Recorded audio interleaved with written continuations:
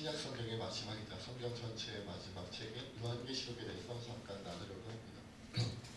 사실 이번 청소년부, 청년부 수련회 가운데 신약 성경 전체에 대한 이야기를 좀 나눴거든요. 그래서 복음서부터 사도행전, 역사서전, 그리고 서신서들, 바울 서신과 공동 서신에 대해서 좀 살펴봤고, 오늘 폐회 예배 때 우리 청청 친구들과 계시록에 대한 이야기를 좀 나눴는데, 요한계시록은 우리가 사실 그렇게 자주 읽고 묵상하고 그러지는 않는 책 중에 하나죠. 좀 약간 이단성이 있는, 사이비성이 있는 그런 교회들이 주로 요한계시록을 읽고 많이 연구하는 거 아닌가 이렇게 생각하게 되는, 하도 그런 집단들이 많이 있었으니까요. 그러나 사실 요한계시록은 그렇게 이상한 책도 아니고 두려운 책도 아니고, 그렇죠? 만약 이상하고 두려운 책이었다면 성경에 들어오지도 않았겠죠. 하나님께서 성경 신약 27권을 우리에게 신약 성경 말씀으로 주셨다, 하나님 말씀으로 주셨다는 것은 더할 것도 뺄 것도 없이, 그렇죠? 우리에게 꼭 필요해서 주신 말씀이라는 거죠. 다만 문제는 뭐냐면 요한계시록은 특별히 이제 예언서, 구약의 예언서들도 그런 경우가 많이 있는데, 읽었는데 이해하기 어렵고, 이해하기 어려우니까 해석하기는 더 어려워. 그래서 적용하기가 어려운 그런 책이라서 우리가 조금 조심스럽게 읽는 것이지, 그 내용에 문제가 있어서, 그렇죠? 우리가 조심스러운 것은 절대로 아니다라는 거예요. 그래서 오늘은 요한계시록에서 아주 객관적인 이야기만 좀 나누고, 그 속에서 우리가 어떻게 은혜를 누릴 것인가를 좀 찾아보고자 합니다. 그렇다면 요한계시록이니까 요한을 통해 주어진 계시록이란 말이에요. 그렇죠? 계시. 그런데 사실 계시가 무엇이냐고 하면 하나님의 말씀, 성경 전체가 사실은 계시입니다.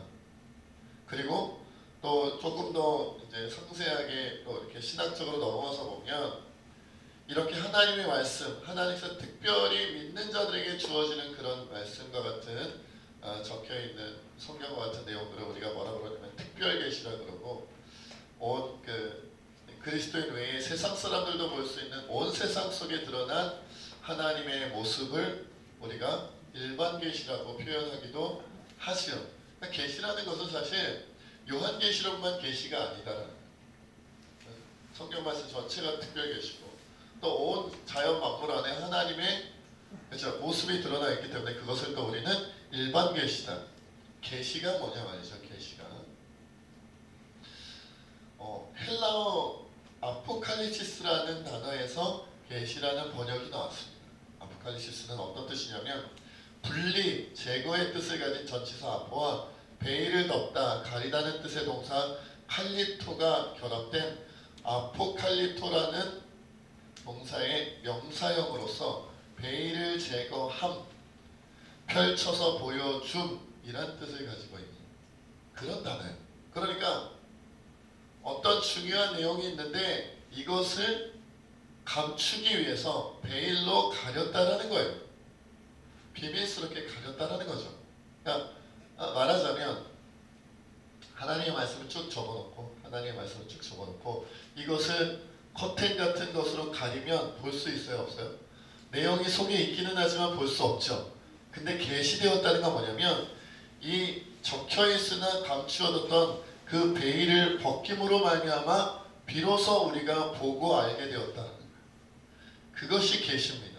다시 말해, 하나님은 존재하시죠? 하나님은 살아계십니다. 맞죠?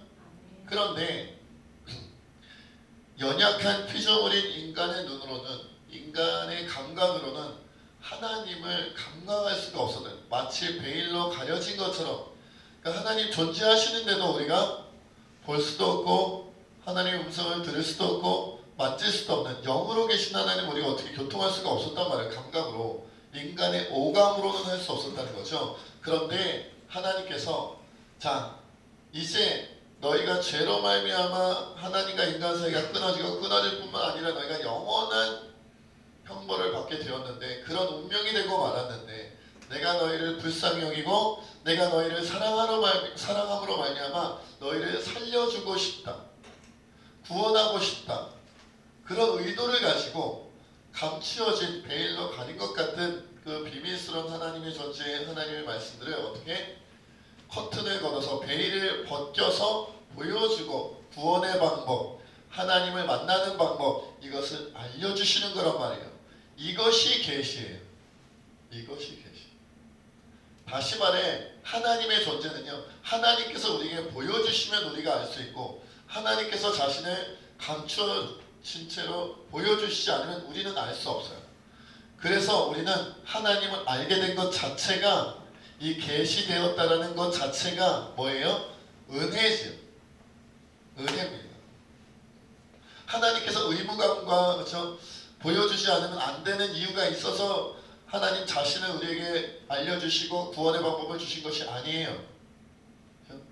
그런 의무가 있는 것은 아닌데 그저 하나님께서 사랑 많으시고 사랑이 넘치시는 분이어서 심지어 죄로 말미암아 죽을 수밖에 없는 죄인 중에 괴수와 같은 우리들까지도 사랑하시는 바람에 자기 자신을 드러내시고 자신을 통한 구원의 방법을 드러내셨다.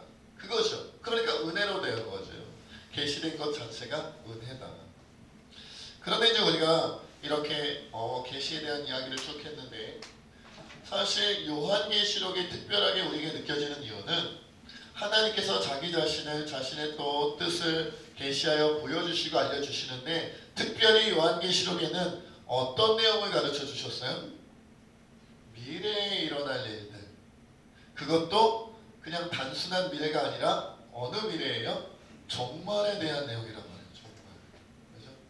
마지막 날, 이 땅의 마지막 날, 지금 이 천지의 마지막 날에 대한, 그리고 새하늘과 새 땅, 새로운 하나님의 나라에 대한 그런 예언들을 계시하고 있기 때문에 요한계시록은 특별하게 보이는 거고 그렇게 인식하는 거지, 요한계시록 자체가 사실은 그것만 특별히 이상한 책은 아니다라는 것이죠. 자, 그러면 요한계시록은 특별히 어떻게 구성이 되어져 있냐면 1장은 이제 사도 요한이 반모섬에 유배되어 있다가 이제 계시를 받게 되었다, 이런 내용들이 기록되어져 있고요.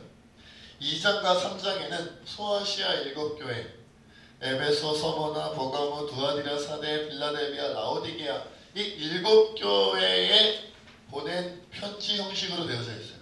2장과 3장은 그렇게 기록되어져 있다는 거죠. 그래서 그 7교회에 대한 어떤 내용들이 들어가 있냐면 칭찬의 말도 들어가 있고 책망의 말도 들어가 있고 당부의 말도 들어가 있고 약속도 들어가 있어요.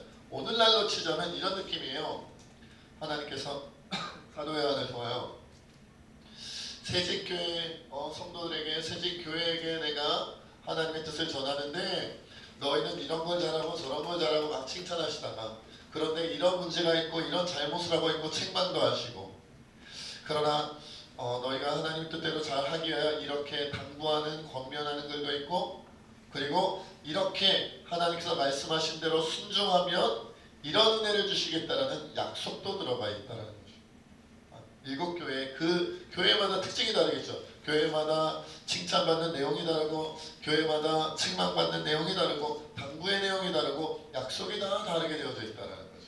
그게 이제 2장부터 3장까지 되어져 있고 4장부터 오늘 읽어본 22장 21절까지 나머지 뒷부분은 다 뭐예요? 미래에 일어날 일들, 특별히 종말 중심으로 기록된 내용이 적혀있는 것이 요한계시록이다라는 거죠.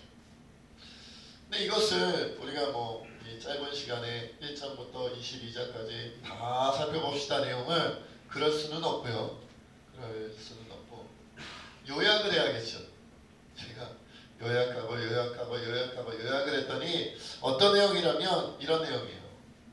예수님을 구주로 믿고 순종하면 정말의 아름다운 새하늘과 새 땅, 즉 천국 영생을 소유하게 될 것이다. 반대로 예수님을 믿지 않고 외면하면 끝나지 않는 불지옥에서 영원히 사망의 고통을 당하게 된다. 이것이 요한계시록의 줄거리, 요약 줄거리, 한 문장으로 할 수 있는 중심 메시지예요. 이걸 덧줄이면 뭐예요? 예수, 천당, 불신, 지옥. 예수천당 불신지옥의 끝판왕같이 기록된 책이 요한계시록이에요. 여러분 읽어보면 사실 우리가 이해하기 어렵거든요. 일곱 개 인을 때인데 첫째 인을 때니까 무슨 천사가 어떻게 하고 둘째 인을 때니까 어떻게 되고 셋째 인을 때니까 어떻게 되고 천사들이 와서 또 나팔을 붑니다. 첫째 천사가 첫 번째 나팔을 보니까 어떤 일이라고, 두 번째 나팔을 보니까 어떤 일이라고, 세 번째 나팔을 보니까 어떤 일이라고, 이렇고 저렇고 많거든요. 머리가 3개 달린 짐승이 나오고 용이 나오고 막 읽었는데 무슨 말인지 잘 모르겠고 이해도 안 되고 이것을 읽어야 될지 말아야 될지 한글로 쓰여져 있는데 해석이 안 되고 막 그런 내용이 가득하단 말이에요. 그런데 여러분들이 혹시 나중에 신학자가 되실 것이다. 그러면 세세하게 연구하셔도 돼요. 지금부터 갑자기 하시던 사업과 장사와 다니던 회사를 그만두고 나는 신학자가 되리라. 그러면 요한계시록을 열심히 연구하셔도 상관없습니다. 그러나 만약 신학자가 되실 것이 아니라면 신학자들끼리도 그 해석의 내용을 가지고 의견이 분분한 요한계시록의 내용 가지고 여러분들이 머리 아프게 싸매실 필요는 없어요. 결국 무슨 내용이냐? 미래에 하나님께서 계획하신 대로 모든 일들이 종말의 때 일어날 것이다. 그러니까 뭐 하라는 거예요? 신앙생활 잘해라 이 말이에요. 예수천당 불신족 진짜야. 그러니까 잘 믿어 이 말이죠.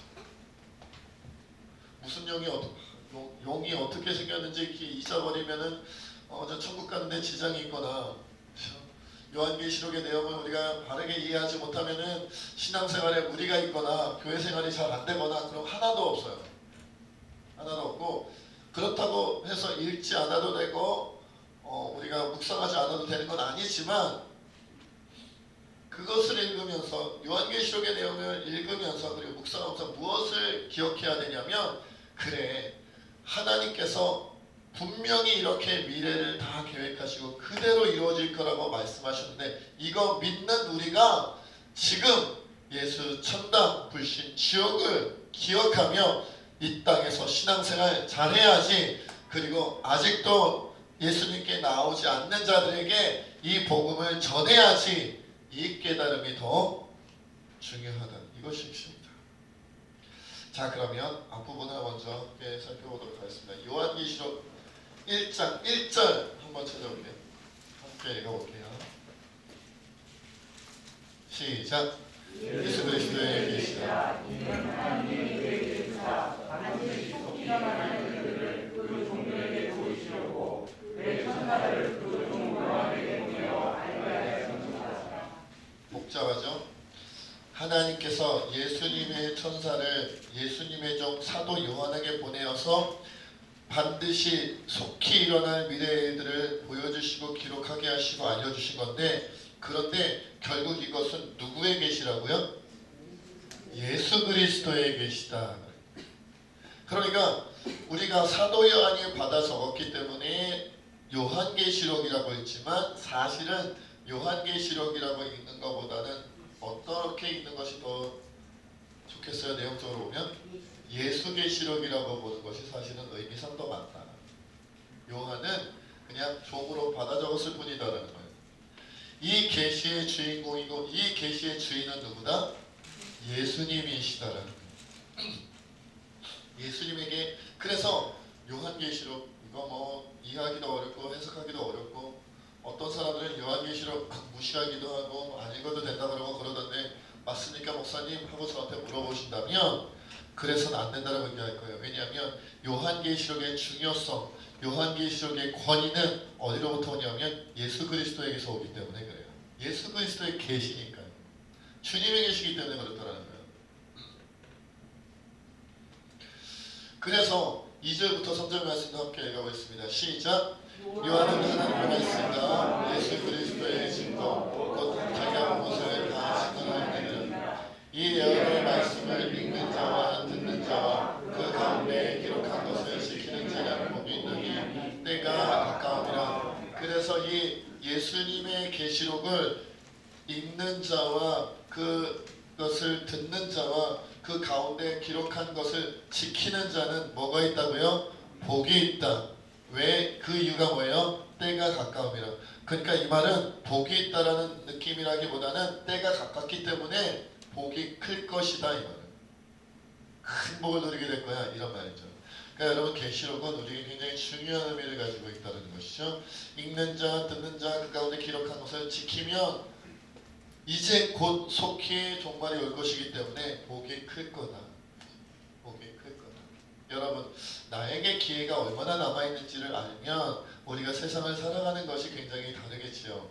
만약에 나는 앞으로 100년 산다. 지금부터 내 수명에 100년 남아있다고 생각하며 사는 사람과 10년쯤 남아있다고 생각하는 사람, 1년쯤 남아있다고 생각하는 사람의 삶의 자세가 똑같을까요?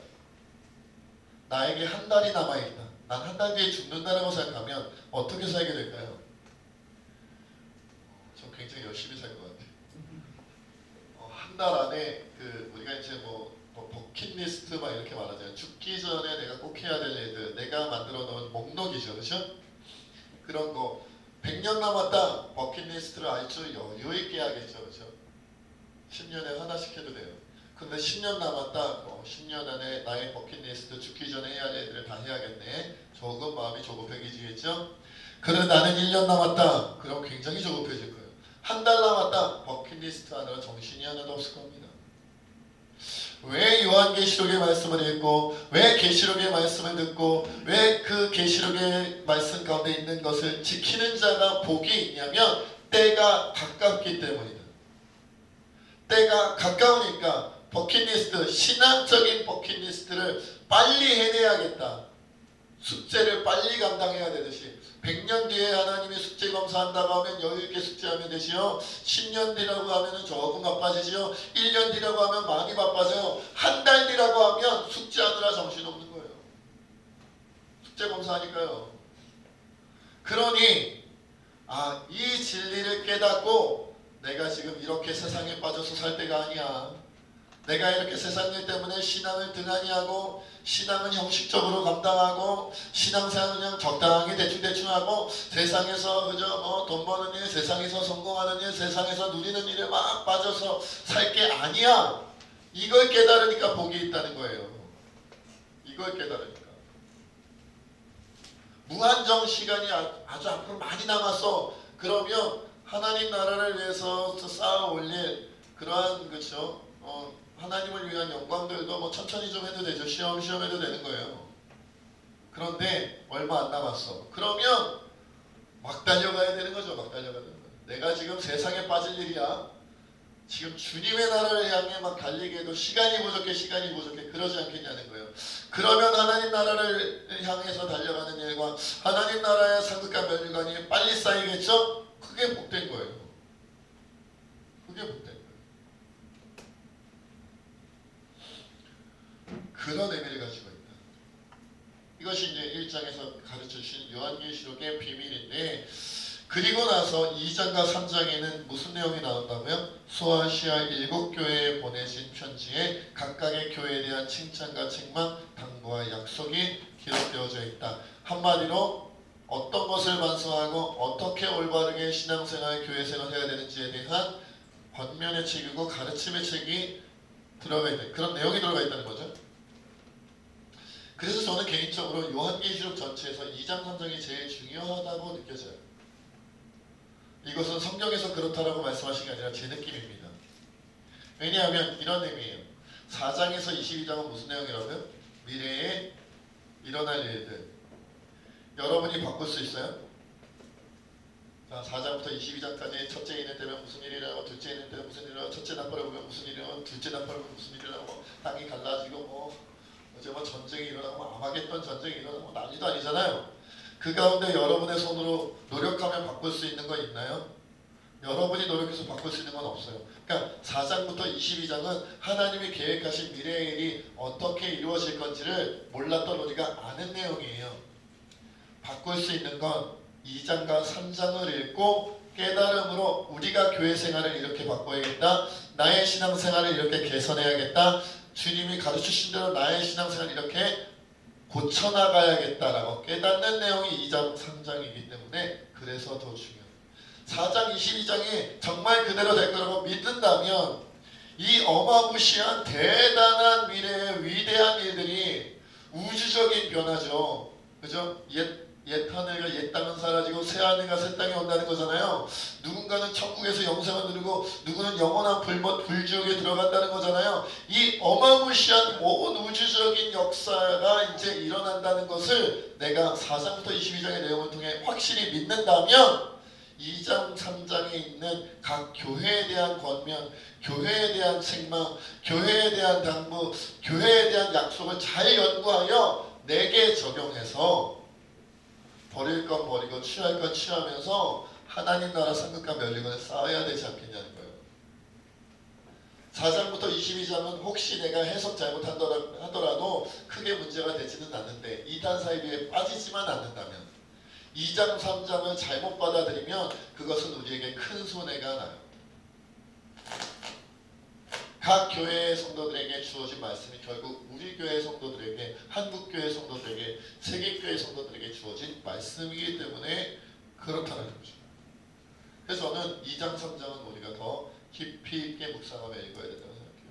왜 그들은 칭찬받았고, 왜 그들은 책망받았으며, 왜 그들은 어떤 당부를 들었고, 그들에게 순종하면, 하나님께 순종하면 어떤 약속이 주어졌는지 연구하고 우리가 신앙의 유익을 취할 필요가 있다라는 것이죠. 그리고는 이제 4장부터 아까 봤을 때는 22장까지 꼭 미래에 이런 일이 일어난다, 이런 일이 일어난다면 용이 왔다 갔다 하고 막 여인이 왔다 갔다 하고 막 난리와 난리가 일어나고 소문이 막 일어나고 정신이 없게 막 진행이 되다가 마지막 22장 신약 성경의 마지막이자 요한계시록의 마지막이자 성경 전체의 마지막에 뭐라고 고백하고 있어요? 우리 22장 20절 21절 다시 찾아서 읽어볼까요? 함께 읽습니다. 시작! 이것들을 증언하시리라 이르시되 내가 진실로 속히 오리라 하시거늘 아멘. 주 예수여 오시옵소서. 주 예수의 은혜가 모든 자들에게 있을지어다. 아멘. 이거요. 4장부터 22장까지 읽어봤더니 미래에 이렇게 어마무시한 일이 일어나는데 이거 믿을 수 있겠어? 네, 믿습니다. 그러면 2장, 3장을 연구하여 각 교회의 교훈을 우리의 교훈으로 받아들이고 하늘의 상급과 멸류관을 쌓자. 아 그래 그래야겠네요. 순종하며 따라갈래요. 그런데 순종하며 따라가려고 하니까 너무 힘들어요. 자기를 부인하고 자기 십자가를 지고 주님을 쫓아가라 그러잖아요. 갈라디아서 2장 20절에 보니까 내가 그리스도와 함께 십자가에 못 박혔나니 그런즉 이제는 내가 산 것이 아니라 내 안에 그리스도께서 사신 것이라고 하시잖아요. 보니까 순종하는 게 하나님 말씀대로 사는 게 힘들고 어렵고 괴롭고 고통스럽단 말이에요. 어떡하죠? 우리는 연약한데 나는 이렇게 모자란데 부족한데 어떻게 하면 좋아요? 순종하는 게 나에게 너무 버거워요 라고 말하는 그렇게 안타까워하는 주의 백성들 그리스도인들에게 주님이 뭐라고 말씀하시냐면 내가 진실로 속히 오리라. 너가 순종하다가 넘어지기 전에 넘어져서 멸망하기 전에 멸망당할 너의 영혼을 영원한 불못에 빠뜨리기 전에 내가 너를 건지러 오리라. 그래서 아멘 주 예수여 오시옵소서가 기쁨의 고백인 거예요. 기쁨의 고백. 마라나타가 아람어거든요. 아람어로 주 예수여 어서 오시옵소서라는 뜻이에요. 주 예수여 어서 오시옵소서. 아멘입니다. 내가 도저히 못 버틸 힘이 다 사라지기 전에 주님 나를 구해주소서. 어서 오시옵소서 이거죠. 예전에 보니까 무슨 군대에 보면 뭐 해상구조대 그런 군대도 있더라고요. 그런 데 보면 해상에서 구조하는 인물을 특수인물을 맡아야 되니까 이 사람들은 바다와 물과 굉장히 친숙한데 그냥 물이 아니라 바닷물이잖아요. 짠 물. 그렇죠. 근데 그 훈련을 봤는데 그게 굉장히 인상 깊더라고요. 그 물안경을 썼는데 큰 물안경을 썼는데 거기다가 바닷물을 이렇게 집어넣어서 그 속에서 눈 뜨고 밥 먹는 거예요. 뜨고 밥 먹는 거예요. 물안경에 물 담아놓고 그 안에서 눈 뜨고 그리고서는 숨을 코로 못 쉬게 하고 입으로 숨 쉬면서 밥 먹게 해요. 그런 훈련을 하더라고요. 그러니까 저는 상상만으로도 그런 건 안 하고 싶다. 그러면 안 하고 싶다는 생각이 절로 들더라고요. 저는 그냥 바닷물이 아니라 그냥 맹물에서도 눈 잘 못 뜨거든요. 눈 따갑던데 아프던데 바닷물은 얼마나 따갑고 아프겠어요. 내 눈만 뜨는 게 아니라 코로 숨도 못 쉬게 하고 입으로 숨 쉬는데 입으로 밥을 먹어야 돼. 숨을 어떻게 쉬어? 그래가지고 막 바닷물 줄줄 새면 거기다 다시 바닷물 집어넣어요 주전자로. 그러나 난 도저히 못 버티겠다. 거기 보니까 다큐멘터리 같은 거였는데 어떤 한 군인이 자기네 해상구조대 포기하겠다고 난 도저히 못 감당하겠다 그러니까 옆에서 막 설득하더라고. 조금만 더 버티면 되지 않냐. 이제 곧 수료하는데 이제 곧 모든 과정이 끝나네. 조금만 더 버텨라. 여기까지 너무 안타깝지 않냐. 너무 여기서 그만두면 억울하지 않겠냐. 조교들이 막 설득을 하더라고요.